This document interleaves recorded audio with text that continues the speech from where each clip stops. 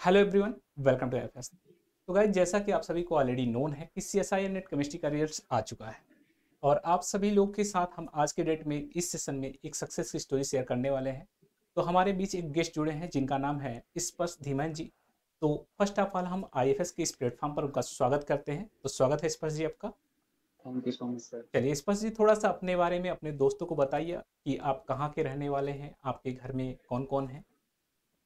Sir वैसे तो मैं फरीदाबाद से बिलोंग करता हूँ, हरियाणा से, दिल्ली एनसीआर। हम्म। और मेरी ग्रेजुएशन डीयू से ही है, एआरएसडी कॉलेज, आत्माराम सनातन कॉलेज। बैचलर्स मैंने केमिस्ट्री ऑनर्स में करा था। उसके बाद मैंने कुरुक्षेत्र यूनिवर्सिटी से मास्टर्स ऑफ केमिस्ट्री ज्वाइन करा।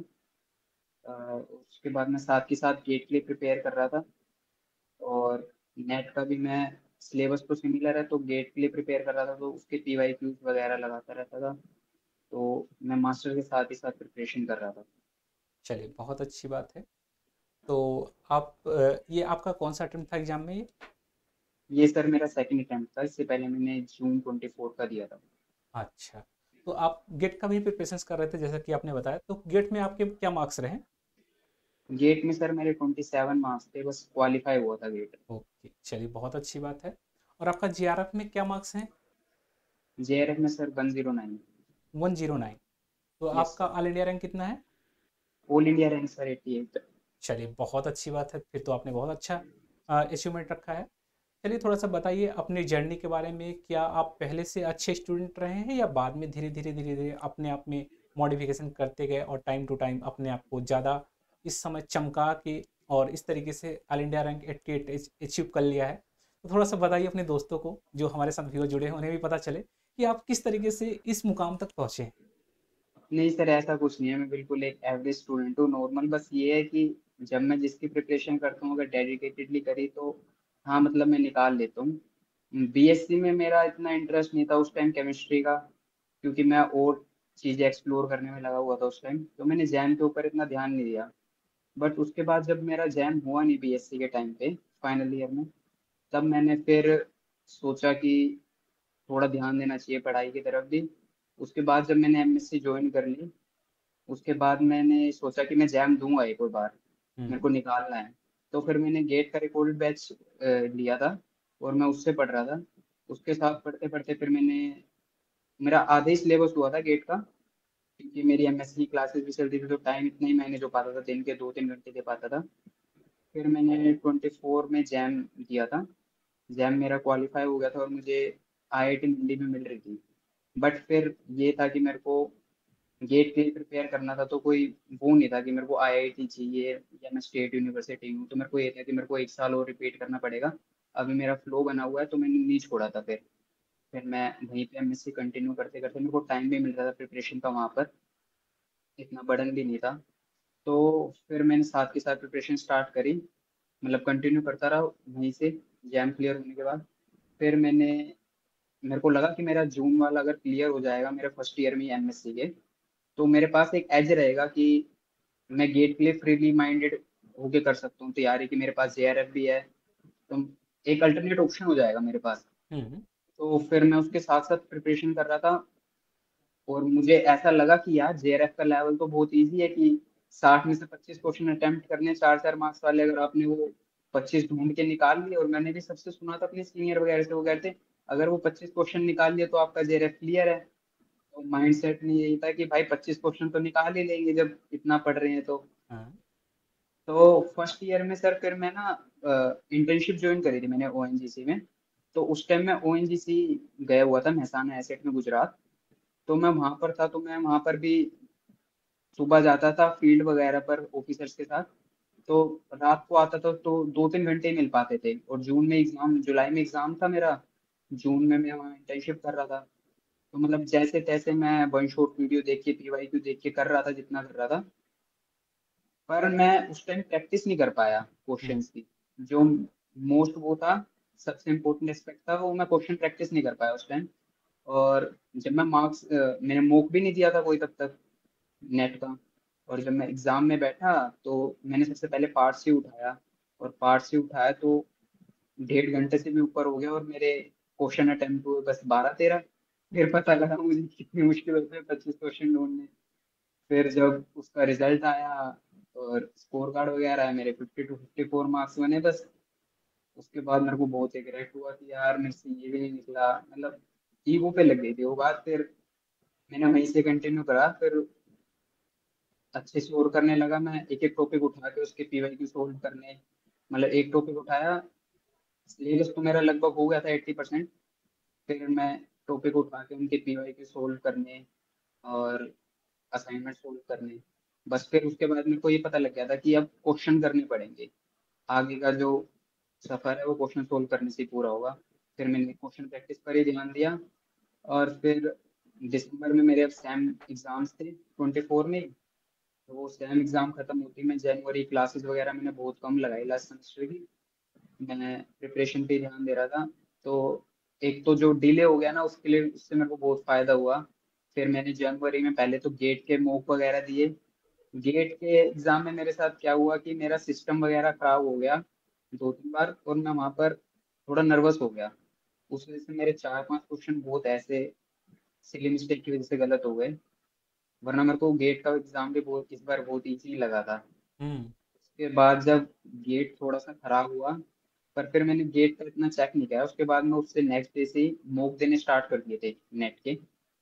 मैंने लगातार दिन के 2 2 मॉक टेस्ट वगैरह दे रहा था। तो मॉक में मेरा अच्छा स्कोर बन रहा था, 130 135 के अराउंड। बस जो सबसे कम स्कोर गया था वो 94 गया था। वो इसलिए गया था कि मैं ऐसा कोशिश कर रहा था कि 25 के 25 अटेम्प्ट करने ही है मेरे को। हुँ। नेगेटिव मार्किंग की वजह से वो ऐसा हो जा रहा था। फिर मैंने अलग अलग अप्रोचेज करी थी कि एक मॉक टेस्ट में मैंने पार्ट ए पहले करा, फिर पार्ट सी, फिर पार्ट बी। फिर अलग अलग तरीके से स्ट्रेटेजी से करके देखे मॉक टेस्ट। फिर मेरे को जो सबसे बेस्ट लगा कि मैं पहले पार्ट सी उठाता हूँ, फिर पार्ट ए, फिर पार्ट बी, जो मेरे को सबसे ज़्यादा कंफर्टेबल लग रहा था। फिर मैंने उसके साथ कंटिन्यू करा। और मैंने पार्ट ए के लिए भी स्पेशली प्रिपेयर करा था, मतलब जितना हो सकता था मैंने लास्ट ईयर के क्वेश्चन सोल्व करे थे, उससे मुझे बहुत बेनिफिट मिला। हुँ। चलिए बहुत अच्छी बात है। तो यानी आप कितना घंटा टाइम देते थे इस समय इस ड्यूरेशन में जब आपका एग्ज़ाम नज़दीक आया तो कितना टाइम पढ़ाई करते थे आप? सर उस टाइम तो मैं दिन के 7 7 8 8 घंटे। तो आप तो जैसे बार-बार गेट पे फ़ोकस कर रहे हैं, क्या गेट आपका टारगेट था या जेआरएफ आपका टारगेट था? टारगेट सर मेरा गेट था, सीरियसली बताऊं तो। अच्छा, अच्छा। ऐसा गेट से इतना ज़्यादा मोहब्बत क्यों है आपको? गेट सर मेरा पहली प्रेफरेंस ये थी कि मेरे को पीएसयू ज्वाइन करनी है, ओएनजीसी ज्वाइन करनी है। हुँ। कहाँ पे जाना है? पीएसयूज़ में? पीएसयू में सर। अच्छा, अच्छा। तो यानी अभी भी आपका टारगेट वही है? हाँ सर, मैं अब गेट के लिए प्रिपेयर करूंगा दोबारा से। अच्छा, अच्छा। तो क्या आप जेआरएफ के थ्रू पीएचडी जॉइन करना चाहेंगे या नहीं फिर? सर अभी मैंने अपने प्रोफेसर वगैरह से बात करी है। और जैसा अभी मैं अपना प्रोजेक्ट भी कर रहा हूँ, एक रिसर्च प्रोजेक्ट डिपार्टमेंट प्रोफेसर के साथ, तो थोड़ा अब इंटरेस्ट डेवलप हो रहा है। पहले तो ये था कि मेरे को जो भी चाहिए, अब थोड़ा रिसर्च साइड भी इंटरेस्ट हो रहा है। टॉपिक पढ़ता हूँ, रिसर्च पेपर पढ़ता हूँ, रिसर्च आर्टिकल लिखता हूँ। तो ऐसा इंटरेस्ट डेवलप हो रहा है। अभी अप्लाई करा है सर, पर जब तक अभी रिजल्ट आया तो मोस्टली आईआईटीज वगैरह के फॉर्म क्लोज हो गए थे। हुँ। बाकी अभी जितनी अपॉर्चुनिटी है उधर अप्लाई कर रहा हूँ, मैं देखता हूँ। साथ के साथ गेट के लिए भी प्रिपेयर करता रहूंगा मैं। अच्छा। तो आप तो दिल्ली यूनिवर्सिटी में हैं अभी ऑलरेडी? मैं सर बीएससी मेरी दिल्ली यूनिवर्सिटी से है। हुँ। और MSc Kurukshetra university, state university है हरियाणा में। हुँ, हुँ। अच्छा। अगर आप चाहें यस। तो अप्रोच कर सकते हैं, दिल्ली यूनिवर्सिटी में भी अच्छा खासा पीएचडी होता है। यस सर, मैंने अप्रोच करा है, हुँ। प्रोफेसर से बात हुई है एक सर से। हुँ, हुँ। उन्होंने कहा है कि कर लेंगे। अभी इंटरव्यू होंगे उनके जून में, लास्ट ईयर जून में। हुँ। चलिए बहुत अच्छी बात है। तो अपनी तरफ से अपने जो आपकी जो व्यूअर्स आपको देख रहे हैं, उन्हें आप कैसे गाइड करेंगे, कैसे मोटिवेट करेंगे कि वे लोग भी किस तरीके से पढ़ाई करें? जैसे आपके अंदर इतना जुनून है कि हमारा 54 मार्क्स जैसा कि आपने बताया फर्स्ट अटेम्प्ट में आपके कितने मार्क्स आए थे। Yes sir. तो आपने पता नहीं किस तरीके से उसको दोबारा उस नज़र में देखा, उसको जस्ट डबल कर दिया सेकंड अटेम्प्ट में। तो ये डबल करने वाला तरीका उन्हें भी बताइए जो हमारे साथ ऑडियंस जुड़ी हुई है, ताकि वे लोग भी बस अपने सर, एग्ज़ाम नंबर को डबल कर पाएँ। हुँ। जो बात है ना वो ये है कि सिर्फ सिलेबस कंप्लीट करने से नहीं होता। बात ये कि उसके आपने क्वेश्चन प्रैक्टिस कितने करे हैं। आपने एक टॉपिक करने के बाद अगर उसके 150 200 क्वेश्चन आराम से लगा लिए कंप्लीट करने के बाद ही चैप्टर, तो आपके वो माइंड में कंसेप्ट याद रहेगा, शॉर्ट ट्रिक्स याद रहेंगी। और शॉर्ट ट्रिक्स बहुत मैटर करती है पार्ट सी के क्वेश्चन में भी। अगर आप पूरा सोल्व करने जाओगे फिजिकल के क्वेश्चन तो बहुत टाइम लग जाएगा, कवर 3 घंटे में कवर नहीं कर पाओगे। जो मेन बात है एक तो टाइम मैनेजमेंट की है और कंसिस्टेंट रहना है। अगर आप दिन के 2 घंटे भी पढ़ रहे हो, वो डेडिकेटेडली दो पर कंसिस्टेंटली दो, हुँ, तो आप 4-5 महीने में भी नेट जेआरएफ निकाल सकते हो। हुँ। बस कंसिस्टेंट रहना पड़ता है। अगर बीच में से मैं एक दिन 8 घंटे पढ़ लिया उसके बाद 2 दिन नहीं पढ़ रहा तो उस चीज का फायदा नहीं है। कंसिस्टेंट रहना पड़ता है, क्वेश्चन प्रैक्टिस करनी पड़ती है। और सर मैंने कर लिया तो सभी कर सकते हैं सर, मैं तो मानता हूँ। अच्छा, ऐसा क्यों आप मानते हैं कि आप अगर कर सकते हैं तो हर कोई कर सकता है? क्या आप पहले से सर काफ़ी। मैं हाँ, मैं अपने आप को एवरेज ही मानता हूँ सर। बस ये है, आप कोई से भी कॉम्पिटेटिव एग्जाम की तैयारी कर रहे हो, अगर आप दिन के 6-7 घंटे लास्ट टाइम में उसे दे रहे हो और पहले आपने डेडिकेटेडली 2-2 3-3 घंटे दिए हैं दिन के, तो कोई नहीं कर सकता, आपसे छीन नहीं सकता। एक ना एक दिन मिल ही जाएगा, पहले अटेम्प्ट में नहीं तो दूसरे अटेम्प्ट में। ये तो बात सही है। चलिए, मेहनत खराब नहीं जाती सर। मैंने गेट के लिए प्रिपेयर करा था, जेआरएफ निकल गया। अब अगली बार आप मेरा गेट का इंटरव्यू ले रहे होंगे, क्या पता। बिल्कुल, बिल्कुल। हम चाहते हैं आप दोबारा हमारे साथ जुड़े आईएफएस इस प्लेटफ़ॉर्म पे और आपका हम दोबारा बिल्कुल इंटरव्यू सर। लें। बिल्कुल, हमारी भी ऐसी बिल्कुल इच्छा सर। है, मनोकामना है कि आप दोबारा हमारे साथ जुड़ें और काफ़ी अच्छा लग रहा है मुझे आपसे बात करके। थोड़ा-सा आप हमें ये बताइए जब आपका रिज़ल्ट आया उस समय आपका क्या माहौल था आपके घर में? और आपका जो चेहरे का जो फ़ेस था उस समय किस तरीके से खिलखिला रहा था? थोड़ा अपने दोस्तों को बताइए तो। सर मैं रिजल्ट का तो बहुत टाइम से वेट कर रहा था। मतलब जैसे मैंने प्रीवियस जो कट ऑफ थे ट्रेंड्स वगैरह, तो ये क्लियर हो गया था कि हाँ क्लियर हो ही जाएगा इतने पे तो जेआरएफ, इससे ज़्यादा तो नहीं जाती कट ऑफ। मेरा ओबीसी था, तो हुँ, ओबीसी में इतना गया नहीं था आज तक, तो था कि क्लियर हो जाएगा। फिर जब फाइनल स्कोर कार्ड आया था 18-19 को, फिर हो गया था कि हाँ, तब तक ये था कि एक आध क्वेश्चन मेरे मार्क्स बढ़ने थे, जैसे वो टेट्राहेड्रल वाला क्वेश्चन था हुँ। जो डाउट में था, तो वो चेंज हो गया था। तो जब फाइनल आ गया था कि हाँ चलो अब तो हो ही जाएगा। बट उसके बाद तो फिर मेरे को पीएचडी के लिए मैं अप्लाई कर रहा था सीएसआईआर लैब्स वगैरह में, तो उसके लिए मेरे को स्कोर कार्ड वगैरह चाहिए थे, रिजल्ट चाहिए था। तो मैं सबसे पहले उसका ही वेट कर रहा था कि भाई कब आएगा। और मैं, मेरी एक प्रोफेसर वगैरह से बात हो रही थी सीएसआईआर लैब में ज्वाइनिंग करने के लिए, तो उनका यही था कि आपका रिजल्ट कब आएगा, कैसे आएगा। तो जैसे ही रिजल्ट आया मैंने सबसे पहले तो सर उनको कांटेक्ट करा कि सर रिजल्ट आ गया है। हुँ। मतलब रिजल्ट से पहले ही तैयारी थी कि हम एकदम रेडी हैं, हमारा हो चुका है फाइनल। हाँ बस, मतलब इतना हो गया था कि सर हो जाएगा। मतलब प्रीवियस, मतलब एक इंट्यूशन आता है ना अंदर से कि हाँ हो गया, अब तो चलो ठीक है। हुँ। वो आ गया था कि हाँ हो गया है। बस रिजल्ट आने के बाद तो बस एक कंफर्मेशन हो गया, खुशी हो गई। चलिए, घर बहुत पे सब अच्छी खुश बात है। हुए, मिठाई वगैरह बांटी बस सर। मिठाई वगैरह बाँट दिया फिर फाइनली। चलिए, हाँ बहुत अच्छी सर। बात है। तो यस अभी सर। फ्यूचर में क्या गोल्स हैं आपके? फ्यूचर में सर अभी तो मैं रिसर्च, जैसे आपको बता रहा हूँ कि रिसर्च ओरिएंटेड थोड़ा हो रहा है माइंड, तो अभी तो मैं पीएचडी ज्वाइन करना की सोच रहा हूँ।